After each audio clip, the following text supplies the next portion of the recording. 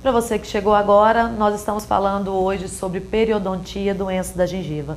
E quem está conosco é o Dr. Marco Antônio Junqueira, que é odontólogo e especialista nesse assunto. Dr. Marco Antônio, agora sim, uma coisa que causa desconforto, tanto para a pessoa quanto para quem está com ela, o mau hálito. Nesse caso, como que é isso? Como que a pessoa, além dos cuidados, porque é muito desagradável. Na verdade, a litose teria que ser um tema, né? É o que a gente poder conversar aqui, que é um tema muito super longo. Importante. E até ligado também à gastroenterologia, também à parte médica. Mas em relação à doença periodontal, das halitoses que a gente classifica, a doença periodontal é a de pior odor. Certo. Porque está relacionada ao sangramento. A pessoa que tem aqueles microsangramentos, aquilo entra em putrefação entre os dentes e dá um odor muito fétido. E a verdade é muito triste, porque o paciente acostuma. Como é doença que vai começando lentamente, a pessoa não vai observando, ela vai acostumando com aquele sabor e ela vai levando, quando ela assusta, ela já está com a litose muito forte.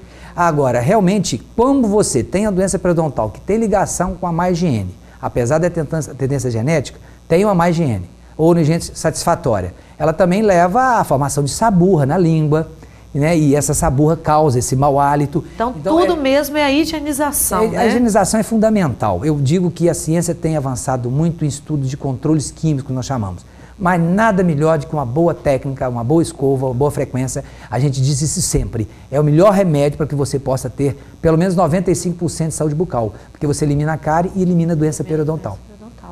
A gente está falando aqui o tempo inteiro da doença periodontal, só a doença da boca, mas existe algumas outras doenças que podem piorar? Com certeza. A doença periodontal, apesar de ser uma doença bacteriana, existe aqueles fatores que nós chamamos de coadjuvantes, são aqueles que estimulam ou intensificam a ação da bactéria. Existem doenças como a hipertensão, não que a hipertensão em si cause, mas o medicamento que o paciente toma para manter a pressão controlada, ele causa o que nós chamamos de xerostomia.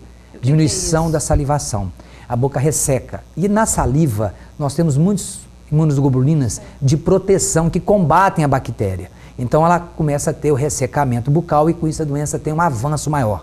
E como a pessoa pode evitar isso ou não pode evitar? Não, ela, na verdade, aquele paciente que já tem um diagnóstico, o efeito colateral do medicamento muito forte, ele já tem orientações, nós temos gels no mercado que na verdade ajudam, começa a ter hábito de estar toda hora tomando água, principalmente ao deitar, deixar ao lado da cama, quer dizer, mastigando chicletes que não são açucarados. Tem vários produtos que você estimula essa salivação que está diminuída para que o paciente compense.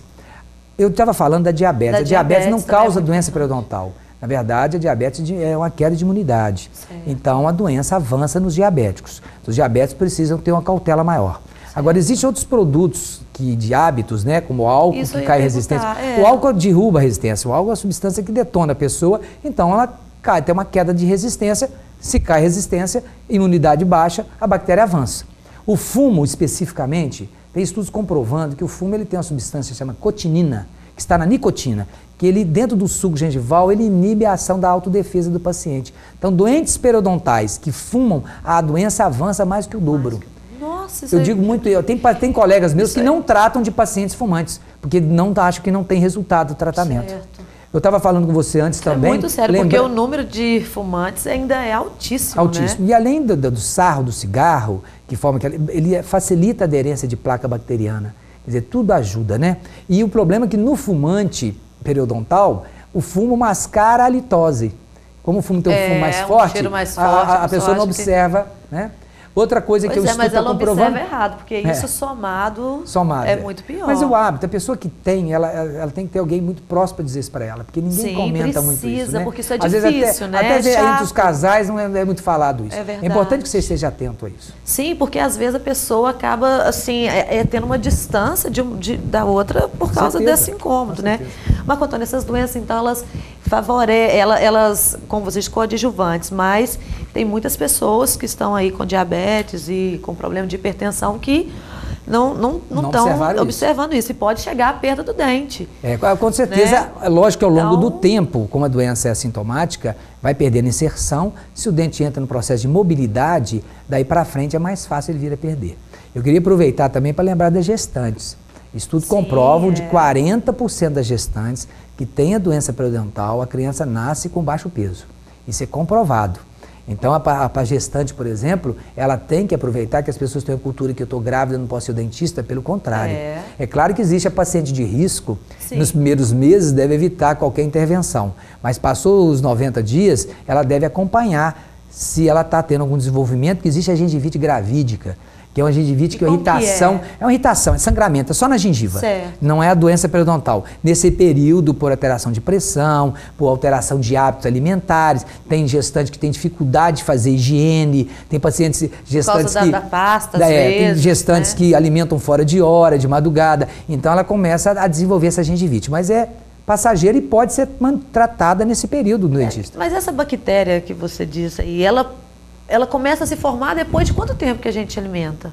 Ou é instantânea? Alimentou, ela já começa... A bactéria e uma família de bactérias, que não vou usar o seu para falar todas, elas fazem parte da nossa flora bacteriana, nossa flora bucal. Elas estão na boca, elas estão ali, então, prontas a poder atacar se você der espaço para elas. Então, se você tem uma higiene e tem uma alimentação e não higieniza, um período aí de 45 minutos já começa a haver a fermentação, a placa já começa a atuar. Esse período. Tanto é que alguns colegas preconizam a higienização não após a alimentação, mas sim 45 minutos, 1 hora depois.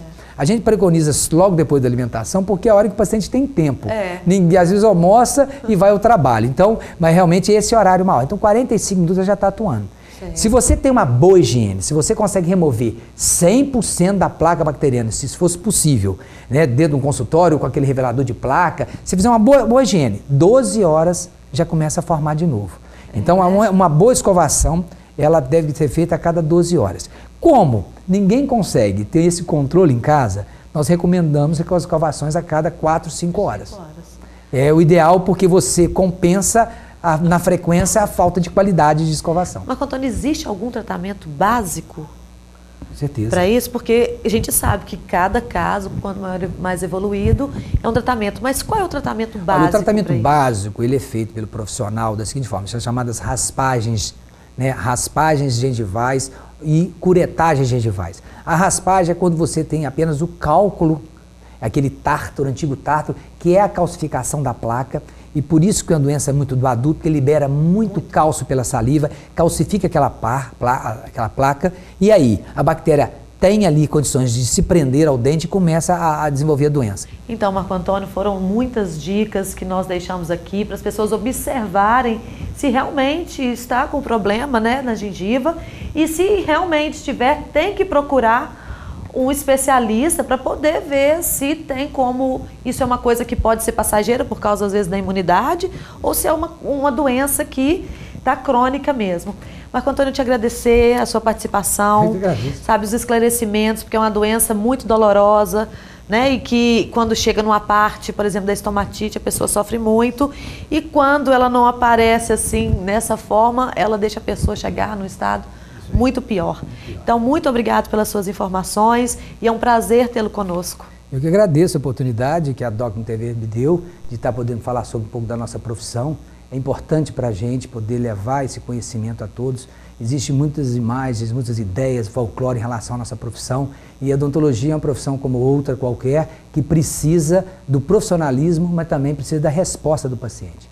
Hoje não existe mais aquela chá feito em casa, a flor daquilo, a folha daquilo, a raiz daquilo. Não há necessidade disso. Os tempos mudaram. Hoje nós temos um mercado de trabalho amplo em Caratinga, com muitos profissionais, acesso a todas as pessoas. O órgão público está abrindo também. Então, a saúde bucal, no quadro nacional, não corresponde. A odontologia do Brasil é uma das melhores odontologias do mundo, com certeza reconhecida no mundo inteiro. No entanto, nós brasileiros não correspondemos a essa ciência. Então a gente gostaria mesmo, né? E a gente fala muito, se você quer ver um idoso saudável, olhe o sorriso dele. Se ele tiver com os dentes naturais, com certeza ele tem saúde. E tudo isso passa por cuidados básicos de orientação que você, que talvez não teve essa oportunidade, que passe para o seu filho. Nós profissionais gostamos de cuidar de doença, mas ver um paciente saudável traz um prazer muito grande para a gente que gosta da nossa profissão. Então, gente, cuide da saúde da sua boca, porque o seu sorriso é o seu cartão postal. Espero que você tenha gostado do nosso tema e semana que vem nós estaremos aqui, se Deus quiser. Um grande abraço.